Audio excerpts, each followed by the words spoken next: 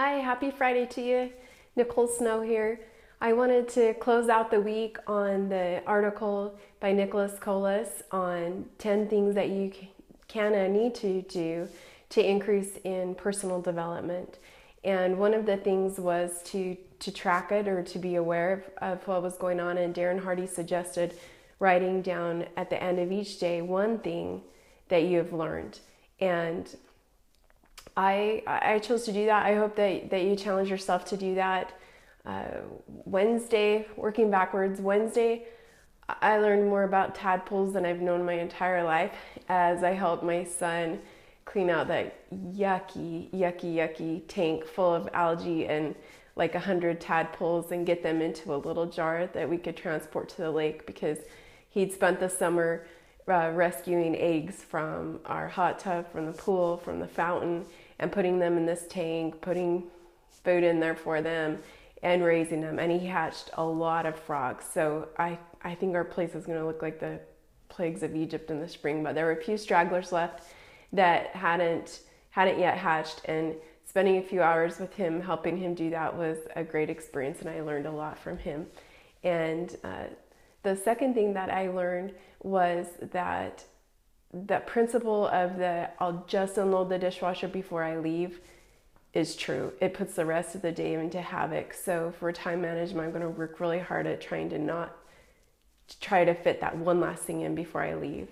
And then the lesson that I learned on Monday as I visited with the counselor about, just some things that we have going on is, again, I learned, and I knew it, but I do it anyway, is that stuffing your feelings and stuffing your emotions isn't good, that they're always going to resurface. And for me, it's really hard for me to think of things that hurt or that are painful, like with missing family and stuff. And it's easier to just lock that in a box and not think about it. And I found on my dresser, I found this picture, if you can see it. Those are two people that I miss very much right now. That's my Emmy and Ella. And it made me cry to find their picture because I don't ever deal with it. So I got to get better at that. That's one of my goals. I'm going to be aware of it and be willing to sit in the discomfort a little bit longer so that I can deal with it in a healthier way. So today I want to finish out by sharing one of the last thing that I'm going to share off that list of the 10 things, and that's consistency. And it can be really hard because we just go through our daily actions, our daily decisions. There's a study by Duke University that says over 45% of our decisions are just subconscious. We don't even think about them, of those actions that we take, over 45% in a given day, sometimes more.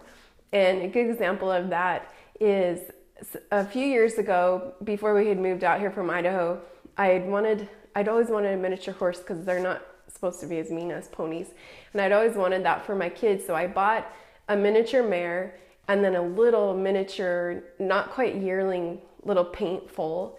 And they were hilarious because that little foal, he would have a big fit and be rearing on the lead line and bucking and mad. And you could hold on to him because he was just like the size of maybe like a Labrador, And so it just totally cracked us up. But the pony, the mare, she was an adult and she was pretty smart. And she knew that even when she's just on a lead line that's not very long, if she started running in a circle, that most of the time she could get the kids off.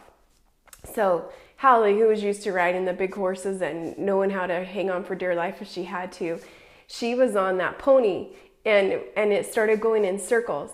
And she fell off and she was hanging on to the saddle horn and dragging. And it was hilarious because that little mini, that pony wasn't very tall. So Hallie's knees are just barely hovering above the ground, but the look on her face is she's holding on for dear life so she doesn't fall to her death. And finally Corey yelled at her, "Stand up, just stand up." And she let go and stood up and was like, oh, and she felt kind of silly. But it's kind of like how we get going about our decisions. We're just hanging on for dear life and not really assessing what's really going on, that we actually have the power that day to stand up and make that day the first day of all the best days to come. So one of my favorite articles by Rohn is entitled The Formula for Success. It's a 2-part one. In it, he says, failure is not a single cataclysmic event. We do not fail overnight. Failure is the inevitable result of an accumulation of poor thinking and poor choices. To put it more simply, failure is nothing more than a few errors in judgment repeated every day. And he goes on to say, well, how can we do that? How can we repeatedly repeat these errors in judgment? And he said it's because the consequences aren't always immediately apparent. So if we're overeating because it makes us happy, or we like comfort food, autobiographical, I can definitely relate with that it makes us happy and we don't notice, it takes a little while to put those pounds on. Or when we stop reading, say we haven't read for 90 days, well, nothing cataclysmic has happened, so we think that we're not failing. Or even, he says, some of these failures can occur while we're at a really great place in our life and things are going really well. So we assume we don't need those behaviors and those actions. But he says that failure's most dangerous attribute is its subtlety. In the short term, these little errors don't seem to make a difference. We do not seem to be failing. In fact, sometimes these accumulated errors in judgment occur throughout a period of great joy and prosperity in our lives. Since nothing terrible happens to us, since there are no instant consequences to capture our attention, we simply drift from one day to the next, repeating the errors, thinking the wrong thoughts, listening to the wrong voices, and making the wrong choices. The sky did not fall on us yesterday, therefore the act was probably harmless. Since it seemed to have no measurable consequences, it's probably safe to repeat. And he said, but we have to become better educated than that. When we were little and we were going to be in harm's way or do something that was going to hurt us, our parents were there to yell at us or to stop us physically. But failure doesn't do that. Failure doesn't shout out. It's very quiet. He says, with a powerful personal philosophy guiding our every step, we become more aware of our errors in judgment and more aware that each error really does matter. And then he says, now here is the great news. Just like the formula for failure, the formula for success is easy to follow. It's a few simple disciplines practiced every day, that we have the power every day in making a choice to live intentionally, to repeat a few daily disciplines, things that are going to be of import and impact our life, and it can change just like that. So we obviously also have to get in the mindset of thinking further down the road, not just of today's comfort. A lot of times we trade what we really want for what we want right now. And again, I'm guilty of that. You've probably heard of the study of the little kids with the marshmallows. And the researcher is in the room with the little kids and has a big marshmallow and says, okay, you can have this marshmallow right now, or I'm going to leave the room for a few minutes.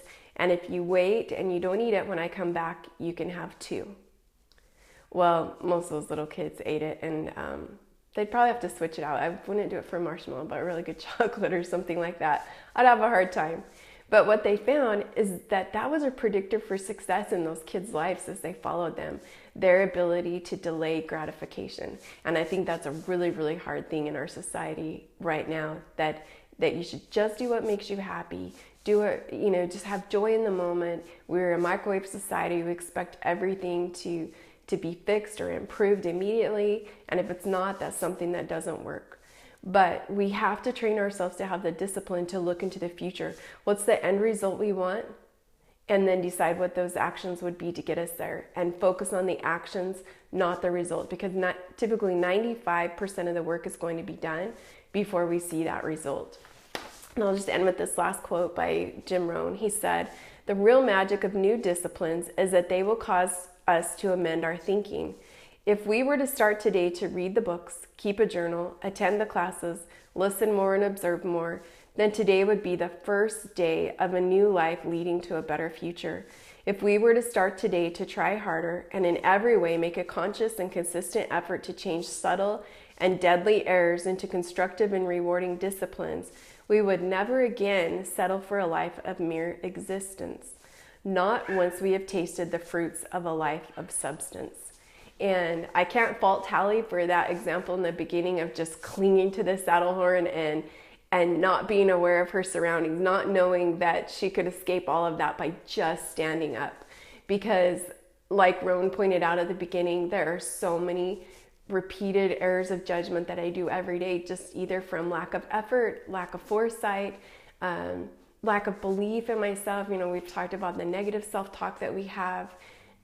All those things combine, and we're creatures of comfort. It's easier to just go with the path of least resistance. But we have to make a decision. We have to take those daily actions. And the great news is that they're small. They're typically very small. It's not one big, heroic, valiant effort that gets us there, but it's some small daily disciplines with consistency. And so that's the challenge. Choose something this weekend that you could add each day to your life. And it can be something that takes as little as 5 to 15 minutes.